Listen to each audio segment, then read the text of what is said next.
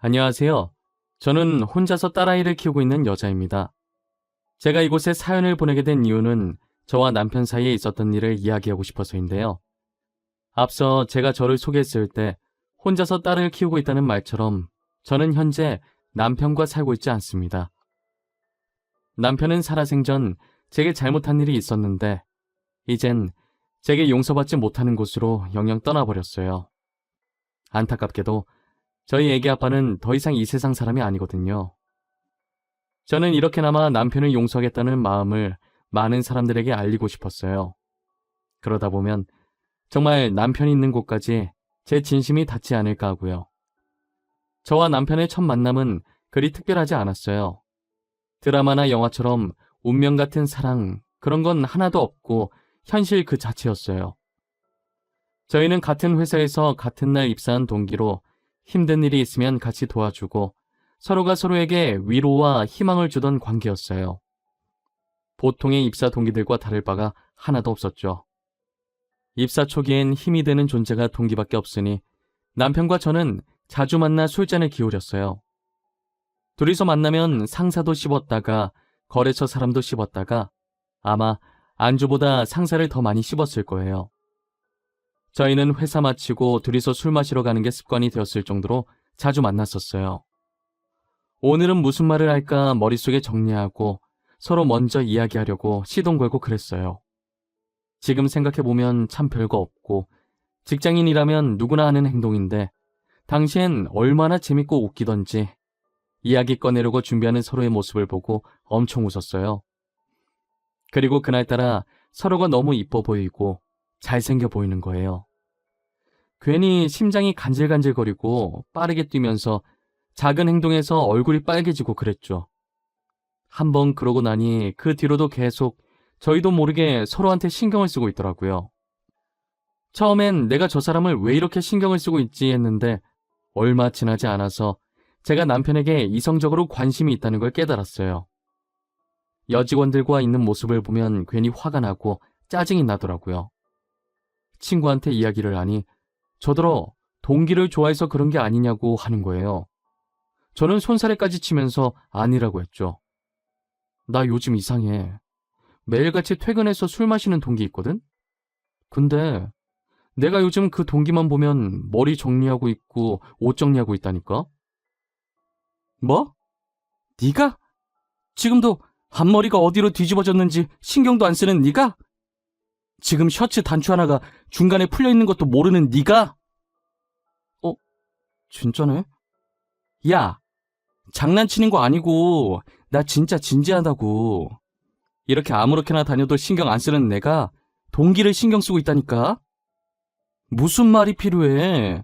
너가 그 동기 좋아하는 것 같구만. 너도 네 마음 알고 있는 거 아니었어? 그러니까 머리도 신경 쓰고 옷도 신경 쓰는 거겠지. 이걸 입 아프게 내가 다 말해줘야 알아? 에이, 설마. 내가 그 사람을 왜 좋아해? 좋아할 이유가 없잖아. 그렇다고 그 사람한테 반할 상황이 있었던 것도 아닌데. 그건 나도 모르지. 매일 술 먹으면서 정들었나 보지. 너, 그 사람이 다른 여직원이랑 있을 때 어때? 막 짜증나고 화나지? 그게 좋아한다는 증거야. 남편이 여직원과 있는 모습을 다시 생각해도 화나는 것이 친구 말이 맞았어요. 저는 남편을 같은 직장 동기로서가 아니라 남자로서 좋아하고 있었어요. 제 감정에 워낙 솔직한 사람이라 제가 남편을 좋아하고 있다는 사실을 알아차리고 거절당하든 말든 남편에게 고백해야겠다는 생각이 들었어요. 저희는 평소처럼 퇴근해서 술을 기울이고 있었고 상사를 씹어대고 있었어요. 하지만 다른 점이 있다면 서로가 서로를 너무 의식하고 있다는 점이었어요. 저는 계속 고백할 타이밍만 보면서 괜히 술잔만 손가락으로 빙글빙글 돌리고 있었어요. 아우, 정신없어. 왜 계속 술잔을 괴롭혀요? 표정도 아까부터 심각해서는. 지금 우리 평소랑 너무 다른 거 알죠? 지금 되게 어색해. 그런가? 아닌데? 저 안 심각한데? 평소랑 똑같은데? 저 사실 진혁 씨한테 할 말이 있는데요. 그 있잖아요. 제가 먼저 말해도 돼요? 저도 오늘 가영 씨한테 할 말이 있거든요. 저 요즘 계속 가영 씨만 보여요.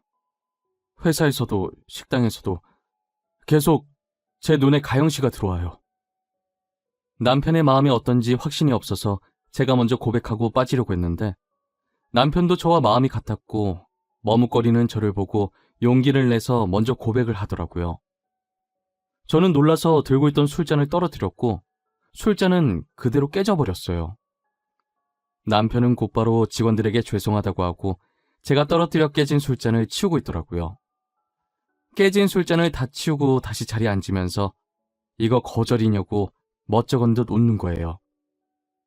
저는 그때 너무 당황해서 저도 모르게 엄청 큰 목소리로 아니라고 좋아한다고 말해버렸어요.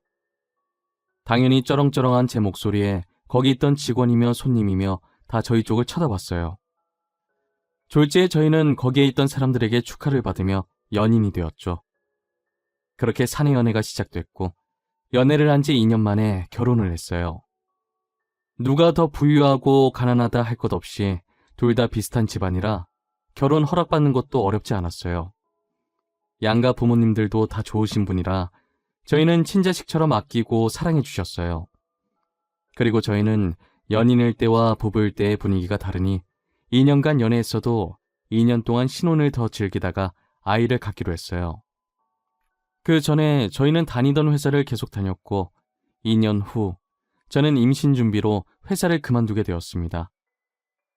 저는 딸아이를 낳고 계속 육아를 하고 있었는데 돌연 남편이 회사를 그만두고 온 거예요. 그동안 모아둔 돈이랑 퇴직금으로 사업을 시작하겠다고 하면서 말이에요.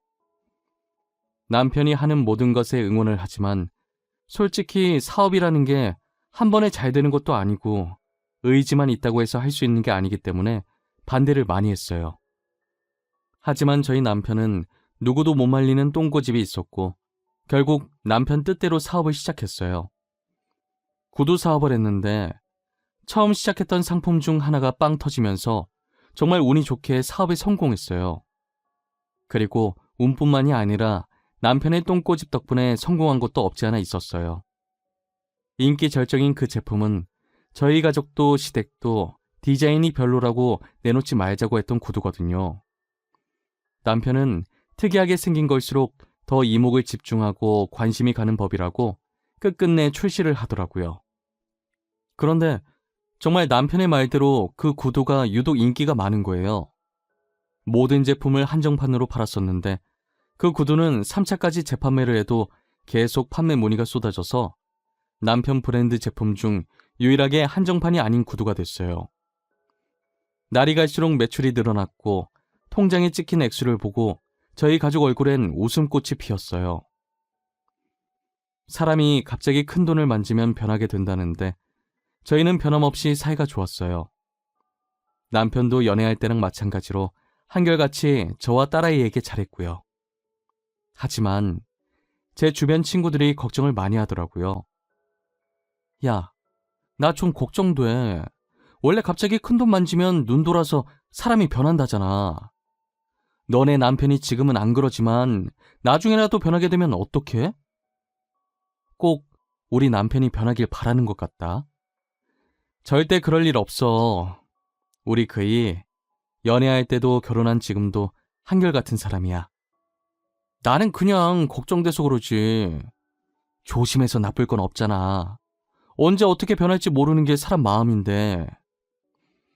너의 오랜 친구로서 충고하는 거니까 한 귀로 듣고 한 귀로 흘리지 말고 좀 새겨들어. 아이고, 알겠습니다. 그래도 내 걱정해주는 건 너밖에 없다. 고맙다. 친구들은 남편이 언제 변할지 모른다고 늘 의심의 끈을 놓지 말라고 했지만 저는 남편을 믿었어요. 남편은 다른 사람과 다르다는 믿음이 강하게 있었거든요. 절대 변하지 않을 거라고, 어떤 일이 생기든 가정을 지킬 사람이라고 굳게 믿었어요. 10년이 지나서도 남편은 본인보다 저와 딸 생각 먼저 하는 사람이었어요. 그랬던 사람인데 점차 다른 사람이 되어가기 시작했어요. 매일 술에 찌들어서 집에 들어오길래 드디어 올 것이 왔구나 싶었죠.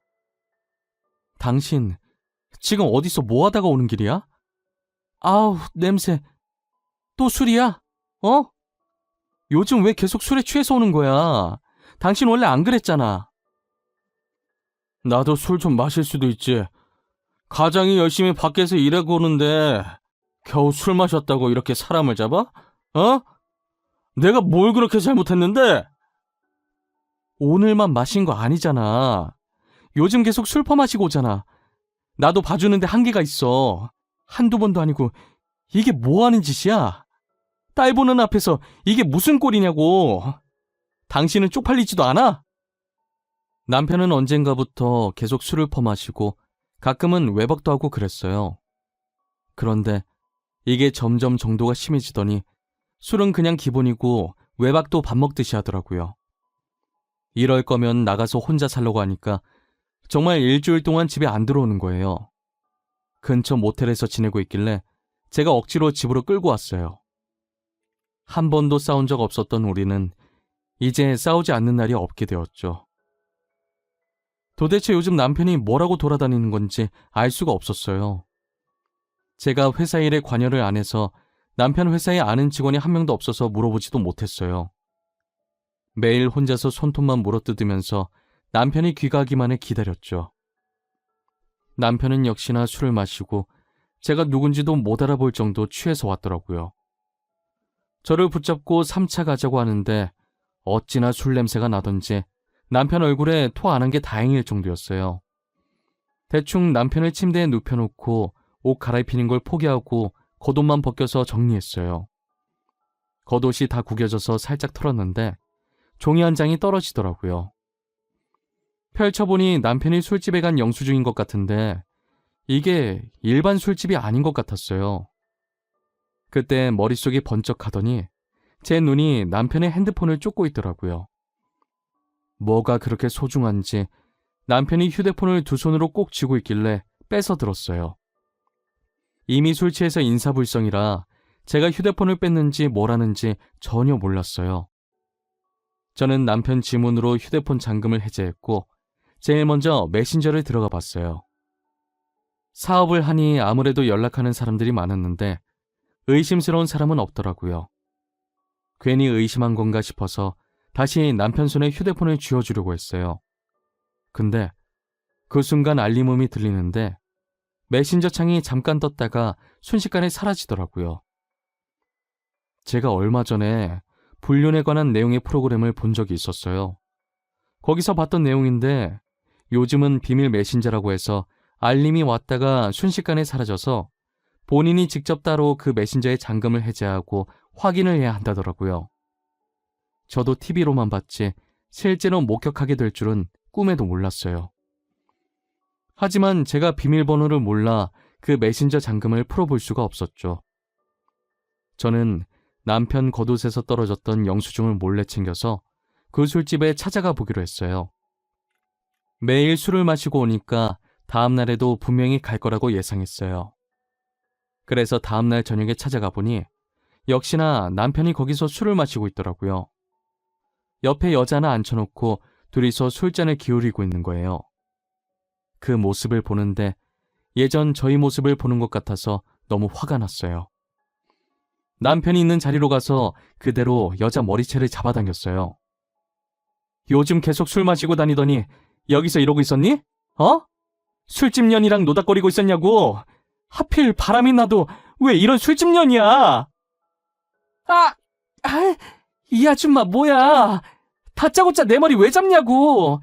오빠, 이 여자 뭐예요? 아닌 여자예요? 머리 좀 놔봐요.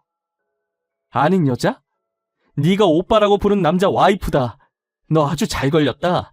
안 그래도 스트레스 받는 일 많았는데 잘 됐네. 오늘 다 같이 죽자. 이리 와.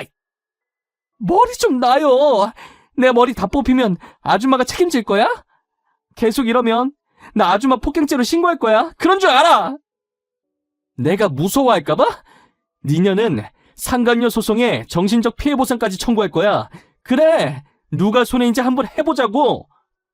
저는 여자의 머리채를 잡고 마구 흔들었고 제 힘이 못 이겨 여자가 휘청이다가 넘어졌어요. 다시 머리채를 잡으려고 하는데 남편이 제 앞을 막더니 저를 끌고 나가더라고요. 그렇게 집까지 왔고 저는 집에 도착하자마자 남편의 뺨을 사정없이 때렸어요. 그리고 그대로 방으로 들어왔고 남편은 다시 밖으로 나가더라고요. 혹시나 딸이 깨기라도 할까봐 화도 못 내고 베개에 얼굴을 묻은 채 소리 없는 고함을 지르고 눈물 콧물 다 흘리며 난리를 부렸어요. 이혼을 하고 싶었지만 저희 사이엔 딸이 있었기 때문에 마음대로 할 수가 없었어요. 어린 딸이 중학교도 가야 하고 아직 갈 길이 먼데 아빠 없는 아이로 만들 수 없었거든요. 아이가 상처받는 게 죽는 것보다 싫어서 저만 참으면 될 것 같았어요. 어차피 이혼 안 할 건데 남편이 뭐라든 신경을 쓰지 않기로 마음먹었어요. 그런데 엎친 데 덮친 격으로 남편 불륜 사실에 마음을 가라앉히지 못한 채 친정 아버지까지 사고로 돌아가시게 된 거예요.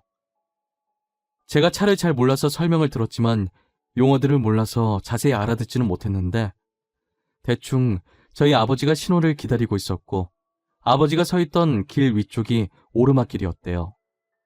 그 오르막길에 화물차 한 대가 주차되어 있었고 그 화물차에 결함이 있었는지 파킹 브레이크가 고장나 화물차가 움직이기 시작하면서 아버지를 덮친 거예요. 구급차에 실려왔을 당시엔 의식이 있었는데 병원에 도착하기 직전에 사망했다고 하더라고요. 저한테 왜 계속 이런 일이 생기는 건지 제게서 아버지를 뺏어간 하늘이 너무 원망스러웠어요. 신이라는 게 정말 존재한다면 저한테 왜 이러는 건지 따지고 싶었죠. 어머니는 이미 충격에 혼절하셨고 저라도 정신 차리고 아버지 장례식을 지켜야 했어요. 저는 남편에게 아버지 부고 소식을 전했는데 아무런 답이 없더라고요. 장례식 지내는 내내 남편의 머리카락 한 올도 보이지 않았어요. 친인척들이 남편 어디 있냐고 물을 때마다 해외 출장 가서 못 오고 있다고 대충 둘러댔어요. 가영아, 장례식 내내 곽서방이 안 보인다. 설마 곽서방 아직 안 온 거야? 에이, 설마 안 왔겠어? 잠시 화장실 갔거나 우리랑 타이밍이 안 맞았겠지. 아, 저희 남편이 해외 출장을 갔는데 올 수 없는 상황인가 봐요. 오려고 했는데 일이 잘 안 풀려서 못 간다고 미안하다고 연락 왔어요. 아무리 그래도 사위가 장인어른 장례식에 안 오는 게 말이 되나? 일이 가족만큼 중요한가? 곽서방도 참 답답하네. 아무리 사는 게 바빠도 그렇지. 저는 딱히 드릴 말씀이 없어서 멋쩍은 미소만 지었어요. 해외 출장은 개뿔, 또 그 술집에서 여자랑 술 마시고 있을 테지만요. 저는 장례식을 다 마치면 남편과 이혼을 해야겠다고 다짐했어요. 남편이 뭘 하고 다니든 딸을 생각해서 이혼만큼은 안 하려고 했는데 저희 아버지 장례식에 안 온 행동은 선을 넘었다는 생각이 들었어요. 사위라는 사람이 장인어른 마지막 가시는 길에 어떻게 안 올 수가 있나요? 도저히 참을 수 없는 짓이고 이해하고 싶지도 않은 짓이었어요. 친정에서 아버지 유품을 정리하고 늦게 집에 왔더니 남편이 안방 침대에 누워서 자고 있더라고요. 저는 갈기갈기 찢어버리고 싶은 남편 얼굴에 이혼 서류를 던졌어요. 남편은 갑작스럽게 날라온 종이에 놀라는 듯 하다가 이혼 서류라는 걸 확인하고 무덤덤하게 비어있는 부분을 작성하고 도장 찍더라고요. 저는 더 이상 말 섞고 싶은 마음도 없어서 딸아이를 데리고 친정으로 갔어요. 그렇게 저희는 합의 이혼을 하고 길다면 길고 짧다면 짧은 13년이라는 시간 동안 한 집에서 함께 해왔던 결혼 생활을 끝마쳤어요. 막상 이혼을 하고 나니 속이 시원하고 자유를 되찾은 것 같았어요. 제가 무엇을 하고 다니든 더 이상 제 일에 관여할 사람도 없었고 저도 스트레스 받으면서까지 누군가를 신경 쓰고 참견할 일이 없었죠. 저는 남편에게 받은 위자료와 그동안 제가 모아왔던 돈으로 조그만 카페를 하나 차렸어요. 행복했고 아팠던 지난 과거들은 모두 잊고 딸과 함께 만들어갈 미래를 위해 새 출발을 준비했어요. 매출이 엄청난 편은 아니었지만 적자 나는 건 아니라서 즐겁게 하고 있었어요. 딸은 나이에 비해 철이 빨리 든 건지 아빠 이야기하면 제가 속상해할까봐 아빠 얘기는 단 한 번도 하지 않았고 말썽도 안 피우고 씩씩하게 잘 지내주었어요. 혹시나 딸이 아빠 만나고 싶다고 하면 말릴 생각은 없어요. 딸을 세상에서 태어나게 해준 사람인데 제가 어떻게 연을 끊으라고 하겠어요.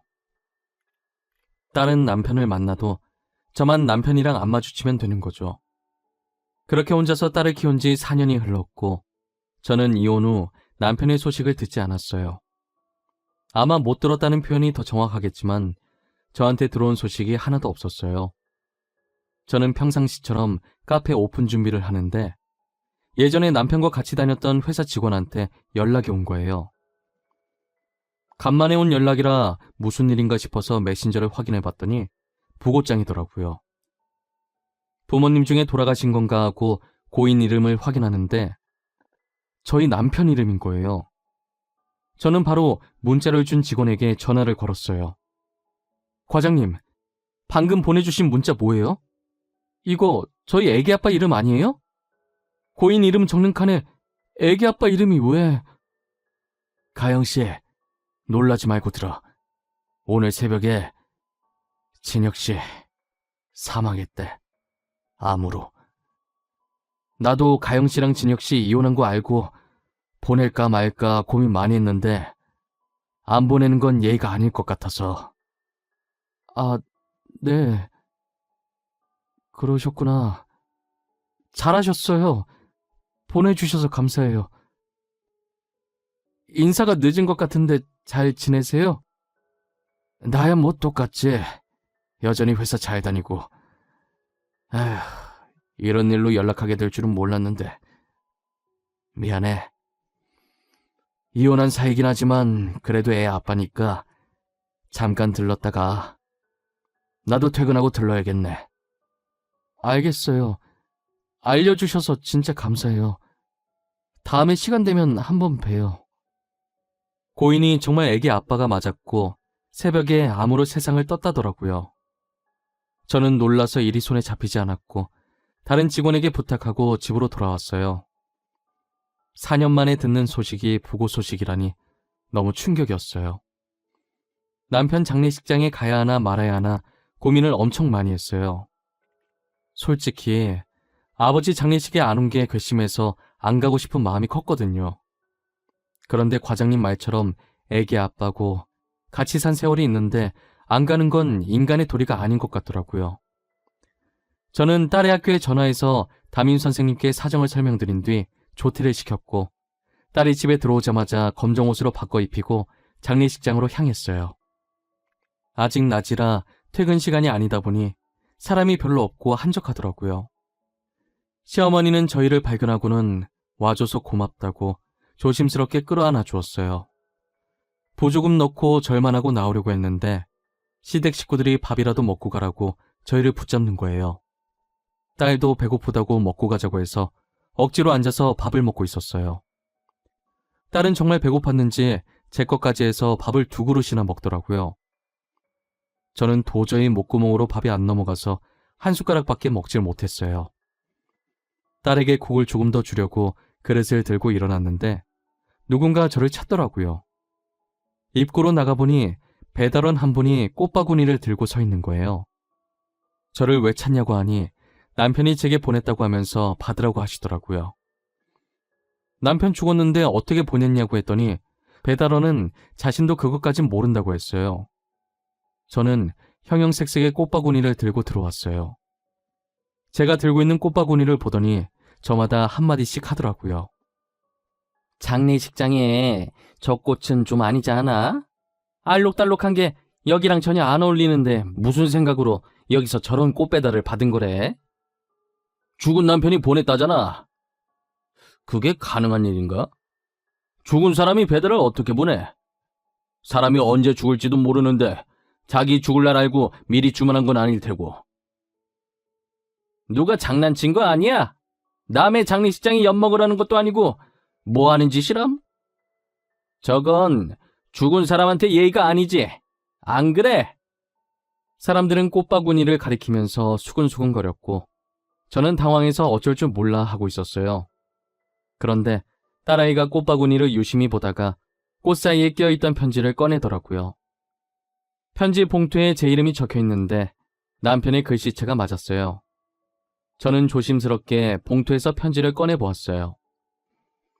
남편의 글씨체가 한 장 가득 빽빽하게 적혀 있더라고요. 남편이 뭐라고 쓴 건지 내용을 찬찬히 읽어보고 저는 입을 틀어막고 울었어요. 남편이 변하기 시작했을 때 남편 회사가 위태로웠었더라고요.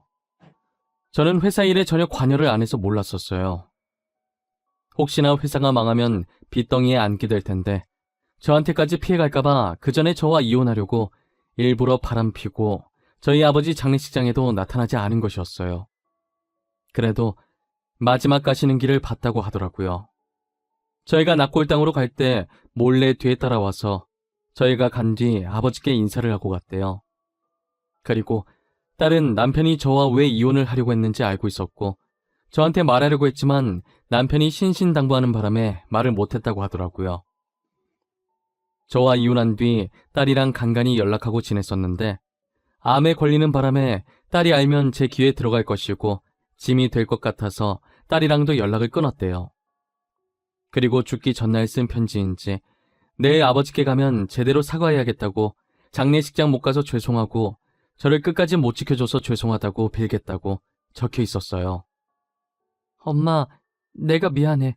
아빠가 말하지 말라고 부탁하셔서 처음이자 마지막 부탁이라고 하시는데 거절할 수가 없었어. 정말 미안해. 아빠가 엄마랑 나 정말 많이 좋아했어. 아니야, 잘한 거야. 아빠가 부탁한 건 들어줘야지. 우리 딸 잘했어. 이렇게 된 거 너 탓 아니니까 너무 신경 쓰지 마. 알겠지? 엄마, 진짜 미안해. 그러니까 아빠 너무 미워하지 마. 알겠지? 아빠 아픈 건 나도 몰랐어. 아빠 아픈 거 알았으면 엄마한테 다 말했을 거야. 그것도 아빠 뜻인 거야. 엄마가 미안해. 우리 딸 그동안 힘들었겠다.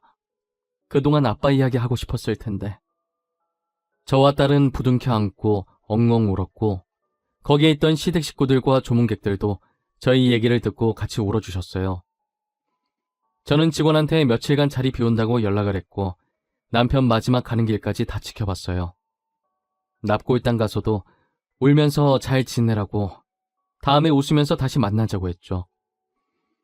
남편이 힘들었던 걸 왜 그동안 몰랐을까? 내가 조금이라도 관심을 가졌다면 알았을 텐데 무심했던 건 남편이 아니라 저였다면서 자책을 했어요. 장례식이 끝나고 몇 날 며칠을 방구석에 박혀서 울었던 것 같아요. 딸을 위해서 정신 차려야 한다는 생각은 드는데 몸이 따라주지 않았어요. 밥상을 차리면서도 울고 밥을 먹으면서도 울고 하루하루를 눈물로 살아갔어요. 남편의 유품을 정리하러 남편 집에 갔는데 저희가 살던 집 그대로 살고 있더라고요. 저희가 연애하던 시절 착용했던 커플 아이템부터 저희 딸이 아기 때 입었던 옷까지 남편은 전부 보관하고 있었어요. 저희 추억이 가득한 물품을 보고 또 얼마나 울었는지 몰라요. 저도 남편처럼 버리지 않고 가져가야겠다는 생각에 따로 빼놨었어요. 치우고 보니 옆에 다른 상자도 하나 더 들어있더라고요. A4 크기의 되게 얇고 작은 상자라 뭐가 들어있을지 예상도 안 됐어요.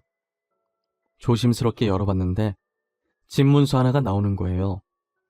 아마도 이 집 집문서인 것 같았는데 분명 보도됐으면 집도 같이 날아갔을 텐데 어떻게 여기에서 계속 살고 있는지 의문이 들긴 했었어요. 그래서 집문서를 자세히 봤는데 이 집이 저희 딸 명의로 되어 있더라고요. 아무래도 남편이 부도되기 전에 딸의 이름으로 명의를 이전한 것 같았어요. 이미 저와 이혼했고 딸은 제가 데리고 와서 양육권도 제 쪽에 있으니 남편 회사가 부도 처리되어도 서류상 남남이라 저희 쪽엔 영향이 가지 않았거든요. 집문서 제일 뒷장에 포스트잇이 하나 있었는데 글자를 보니 이것도 남편 글씨였어요. 줄 수 있는 게 이것밖에 없어서 미안하다는 내용이었죠. 저는 무슨 일이 있어도 절대 이 집을 팔지 않기로 했어요. 그리고 살고 있던 집을 처분하고 딸과 같이 다시 이 집에 들어와서 살았어요. 남편의 물건도 치우지 않고 따로 한 곳에 모아뒀고요. 딸도 다시 이 집에 들어오게 되니 엄청 좋아하더라고요. 새 가족의 추억이 담긴 집이라고 하면서요. 다시 이 집에 들어온 게 그렇게 좋아? 전에 살던 집이 더 넓지 않아? 넓고 좁은 건 상관없어. 난 이 집이 좋아. 아빠랑 같이 살았던 곳이잖아. 아빠랑 같이 있는 기분이야. 나는 절대 이사 안 할 거야. 결혼해서도 여기 살 거야. 네가 결혼해서 여기 살면 나는 어디서 살라는 말이야? 엄마 내쫓으려고? 아니, 엄마도 같이 살면 되지. 난 엄마 모시고 사는 남편 만날 거거든. 이 집에서 엄마랑 나랑 남편이랑 셋이서 살 거야. 무조건. 딸은 여기로 이사 온 뒤로 웃음이 더 많아졌어요. 저도 마찬가지고요. 남편이 아직 결혼 사진을 안 찍었길래 더 예쁜 액자에 넣어서 거실에 있는 협탁 위에 올려놨어요. 재산 분할하는데 남편 사망보험금도 제 앞으로 되어 있는 걸 발견했어요. 저는 남편 보험금을 따로 통장을 만들어서 보관 중이에요. 남편이 나중에 딸 결혼할 때 쓰길 바랄 것 같아서 건들지 않고 있어요. 저는 지금 딸과 소중한 추억을 쌓으면서 열심히 살고 있어요. 매일은 아니라도 일주일에 한 번씩 남편 납골당에 찾아가 한 주 동안 있었던 일을 말해줘요. 선선한 바람이 들어올 때마다 남편이 듣고 있을 것 같은 느낌이 들곤 하죠. 언젠간 남편을 다시 만나는 그날만 손꼽아 기다리고 있어요. 다시 만나게 되면 살면서 행복했다고, 모든 것을 용서했다고 말해주고 싶어요. 제 긴 이야기는 여기서 끝내보려고 합니다. 여러분들도 사랑하는 사람이 있다면 지금 이 순간 뜨겁게 사랑하시길 바랄게요.